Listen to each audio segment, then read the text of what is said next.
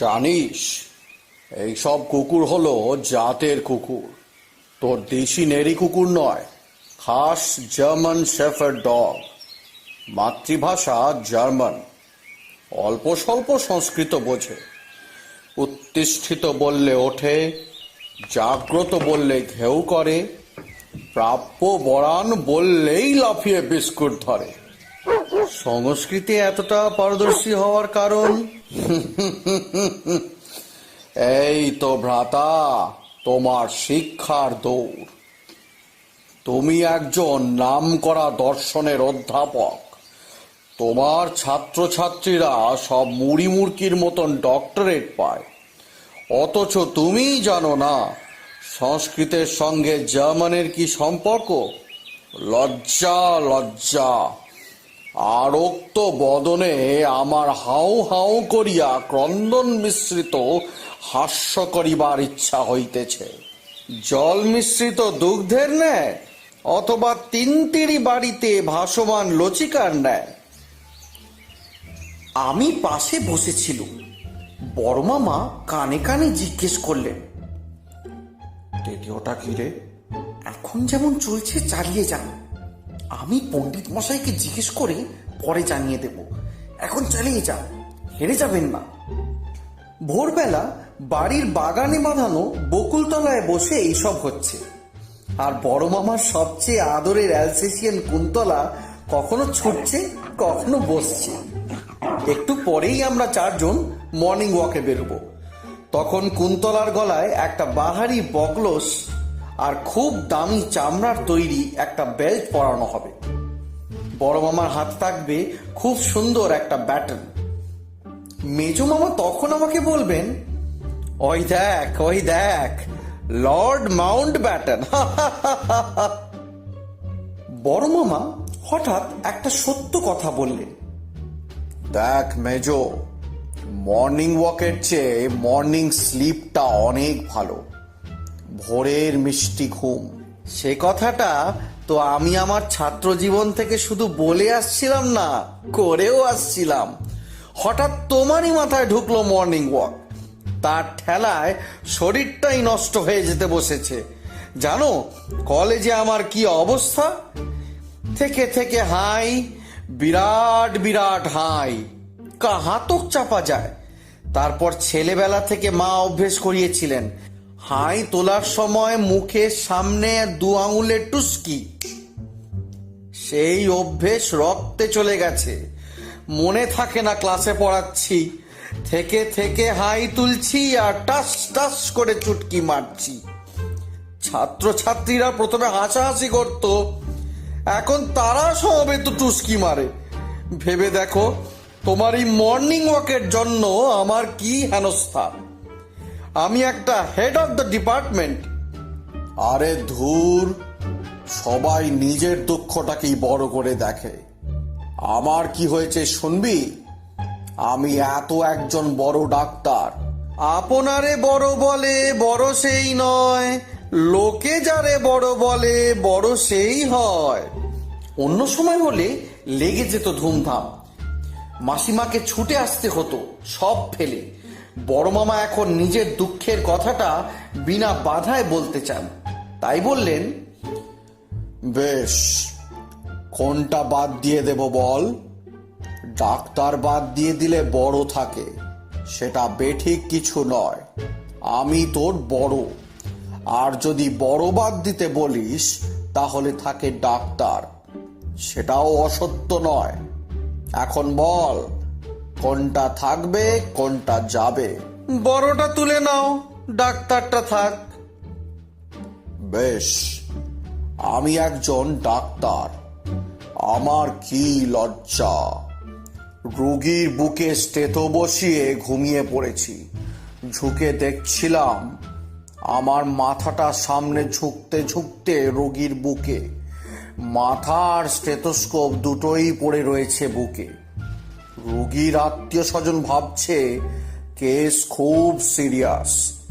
তোরা তো সবই জানিস, আমি ফ্ল্যাট হয়ে ঘুমোলে নাকে পাখোয়াজ, আর বসে ঘুমোলে সেটাই প্রেসার কুকার। C C. সবাই ভাবছে শব্দটা আসছে রোগীর বুক থেকে। কতক্ষণ ওভাবে ছিলাম কে জানে, খেয়াল হতেই মাথা তুলে নিলাম। সবাই করুণ স্বরে জিজ্ঞেস করলো, ডাক্তার বাবু বাঁচবে তো? আমি গম্ভীর মুখে বললুম, কেস খুব সিরিয়াস। ঘরে একটা বিচ্ছু টাইপের বাচ্চা ছিল। সে কেবল বলতে লাগলো, ডাক্তার বাবু আপনি ঘুমিয়ে পড়েছিলেন। রোগী পুরুষ না রমণী? রমণী। ছি ছি ছি ছি ছি ছি, তুমি কোনদিন মারধর খেয়ে মরবে। সবই তো ভাই এই মর্নিং ওয়াকের জন্য। এই উৎপাতটাকে আমাদের জীবন থেকে হাঁটাও না। উৎপাত নয় রে ভাই, খুশি আমাদের খাবার বন্ধ করে দেবে। তোর আর আমার ভুঁড়ির সাইজ দেখছিস? তুই চিত হয়ে শুয়ে পড়লে পায়ের আঙুল দেখতে পাস? তুমি পাও না রে ভাই। আমি এখনো পাই, পরিষ্কার দেখতে পাই। তাহলে আমার আর মর্নিং ওয়াকের দরকার কি? কাল থেকে তোমার সঙ্গে আমি আর নেই। বড় মামা কুক করে খানিকটা হাসলেন, সেই বিখ্যাত হাসি, যে হাসি শুনলে মাসিমা একেবারে তেলে বেগুনে জ্বলে ওঠেন। হাসি থামিয়ে বললেন, বৎস, একদা আমিও অনুরূপী ভাবিতাম। তাহার পরে প্রতি রাত্রেই ইঞ্চি ইঞ্চি করিয়া বৃদ্ধি পাইতে লাগিল। ইহা এক প্রকার বেলুন বিশেষ। বেলুনে ফু মারিতে হয়, ইহা অটোমেটিক। আর একবার বাড়িতে থাকিলে বাড়িতে থাকিবে, বাড়িতেই থাকিবে। সেই বৃদ্ধি রোধ করিবার ক্ষমতা কাহারও নাই। কেশ বৃদ্ধি পাইলে কর্তন করা যায়, উদর বৃদ্ধি পাইলে কিচ্ছুই করিবার নাই।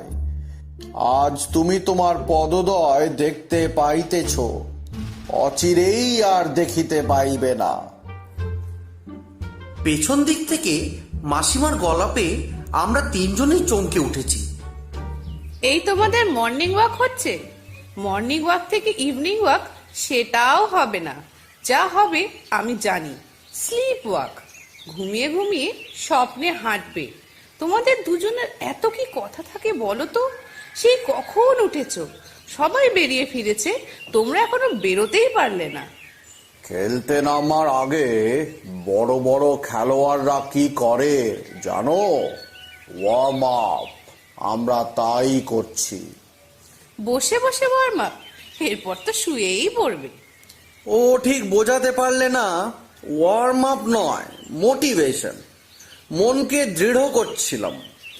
প্রাতঃভ্রমণের সুফল ও কুফল সম্পর্কে দেশ বিদেশের মনীষীদের অভিমত, ওর অভিমত। ওর আবার অভিমত কি? ও আবার মনীষী হলো কবে?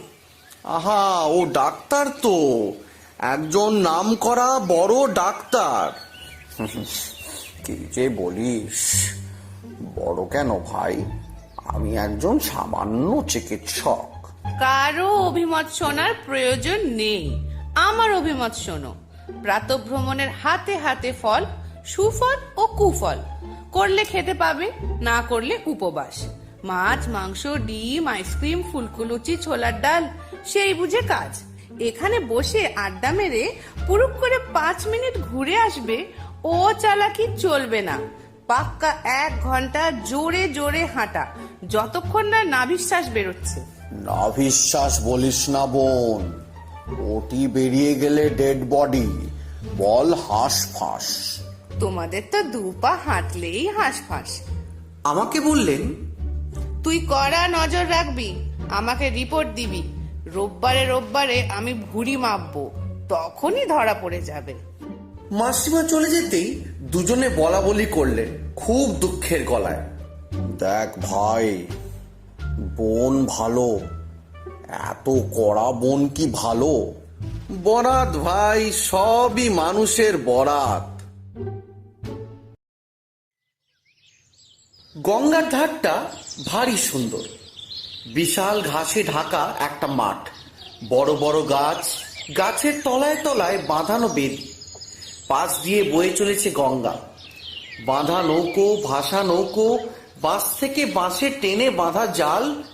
স্বাস্থ্য সচেতন মানুষ হট করে হাঁটছেন এপাশ থেকে ওপাশ, এদিক থেকে ওদিক, তো ওদিক থেকে এদিক। সারা মাঠ জুড়ে ভয়ঙ্কর এক ব্যস্ততা। এর মধ্যেই এক পাশে চলেছে জগিং, যোগাসন। কয়েকজন ভীষণ বৃদ্ধ লাঠি ঠুকঠুক করে হাঁটছেন, 2-10 পা হেঁটেই থমকে দাঁড়াচ্ছেন, অসহায় মুখে এদিক ওদিক তাকাচ্ছেন।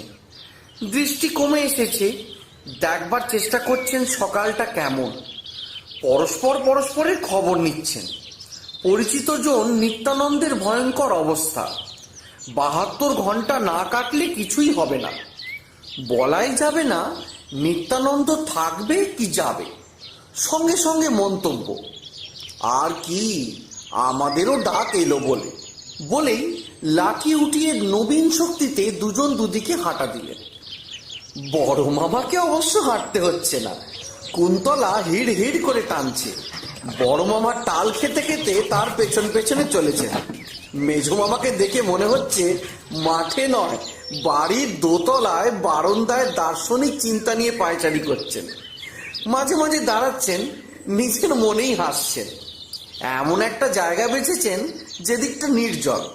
মেজো মামার সঙ্গে কেউ কোনো কথা বলেন না ভয়ে। সবাই জানেন তিনি পৃথিবীতে থেকেও পৃথিবীতে থাকেন না।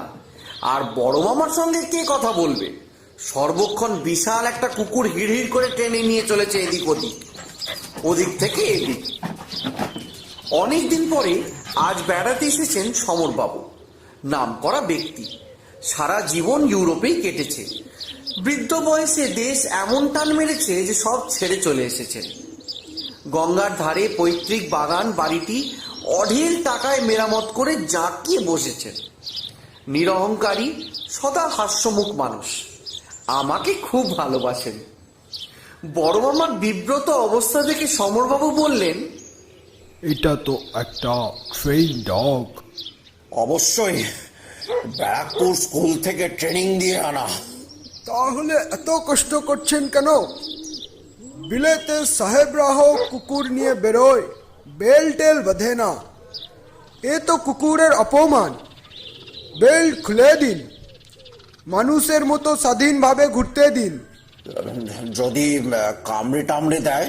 কেন কামড়াবে ট্রেন ডগ? দিন, খুলে দিন। বড় মামার একটু ইতস্তত ভাব ছিল, তবুও খুলে দিলেন। আমার মন বললে কাজটা ভালো করলেন না। কতগুলো ব্যাপারে কুন্তলার অ্যালার্জি আছে। একটা হলো বেড়াল, সে দেশি বিদেশি সব কুকুরেরই আছে। আর একটা হলো গরু, সাদা মতো বিশাল মন্থর গতি বোকা বোকা চেহারার বড় বড় চোখ। ওই প্রাণীটিকে দেখলেই ট্রেনিং ফ্রেনিং সব ভুলে কুন্তলা সম্পূর্ণ উন্মাদ হয়ে যায়। এমনই বরাত, বেলটা খোলা মাত্রই হরেনদের অতি অবাধ্য সেই গরুটা মর্নিং ওয়াকে চলে এলো। হরেনরা খুব ক্যালাস।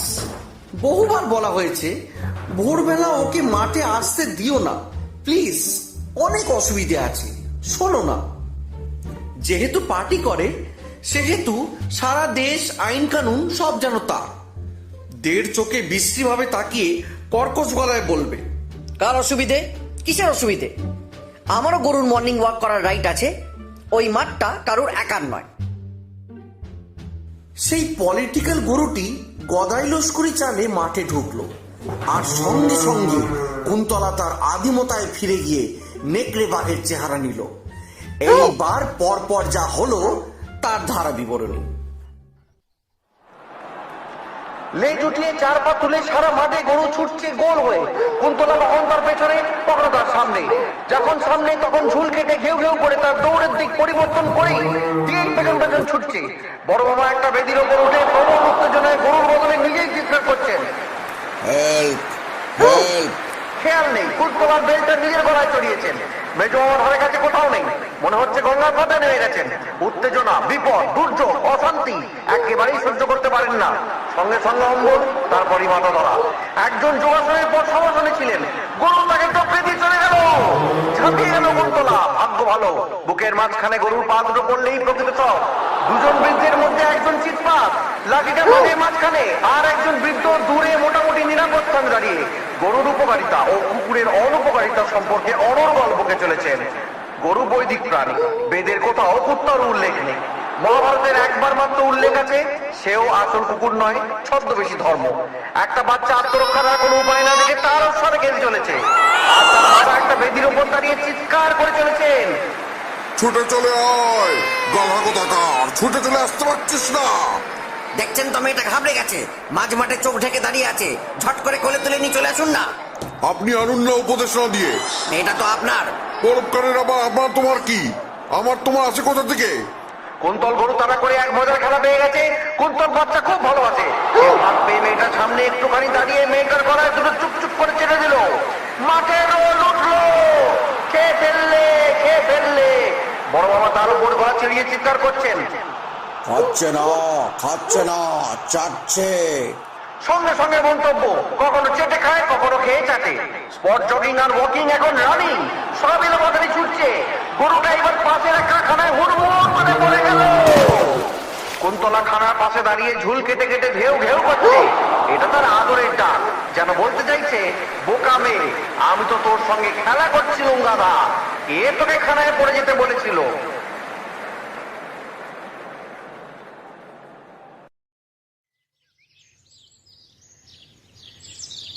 সব শান্ত। গরুখানায় ভ্রমণকারীরা বিশ্রামরত। বড় মামা কুন্তলাকে বেল্ট বন্ধ করেছেন। মেজো মামা আবার আবির্ভূত হয়েছেন। এইবার শুরু হলো দ্বিতীয় পর্ব। হরেন্দা লেট রাইজার, কারণ তার ব্যবসাটাই এমন, ভয়ঙ্কর রাত জাগতে হয়। তবে ব্যবসাটা যে কি সেটা পরিষ্কার করে কেউ বলতে পারে না, তিনিও পারেন না।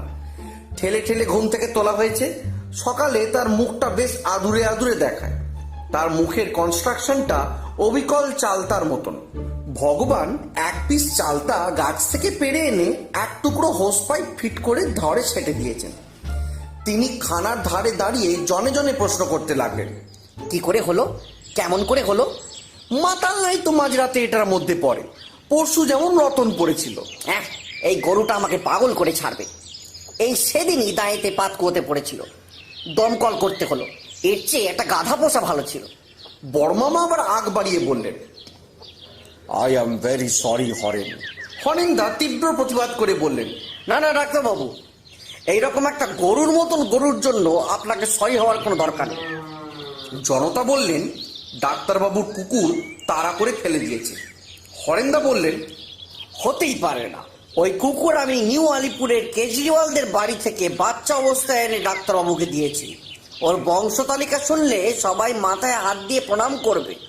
ওর ঠাকুরদা ছিলেন কেনসিংটন প্যালেসে, আর ক্রেমলিন প্যালেসে ছিলেন ওর ঠাকুমা।